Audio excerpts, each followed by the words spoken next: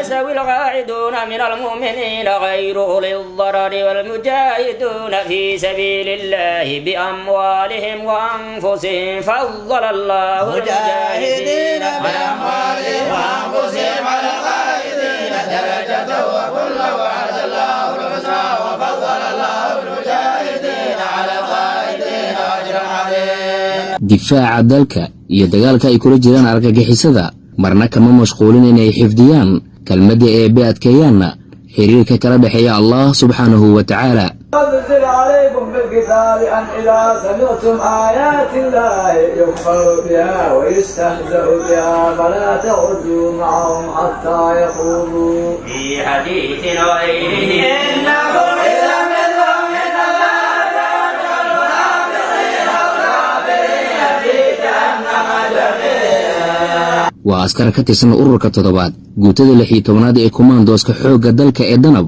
oo ku jira subac quraan akhris ah waxaana ay jiid hore difaaca kaga jiraan gobolka Shabeellaha Dhexe halkaasi oo ay u joogaan in shacabkooda ay ka ilaaliyaan cadowga dhiigmiiratada ah.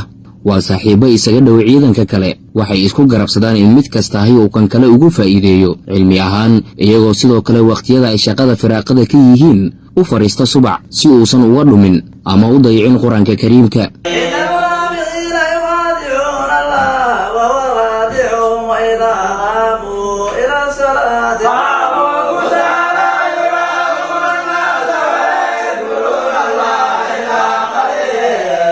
si kadis ah ayaan ula kulannay askartan inagoo ku hoolan soo gudbin howlgallo ay kumaandooska danab ka wadeen gobolka Shabeellaha Dhexe.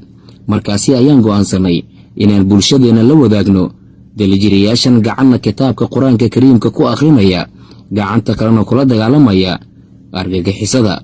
waxay aaminsan yihiin in shaqada ay shacabka u hayaan ay tahay cibaado alla loogu dhowaanayo kooda ku dhintaana uu yahay shahiid. ومن يقاتل في سبيل الله فيقتل ويغلب فسوف نؤتيه أجرا عظيما.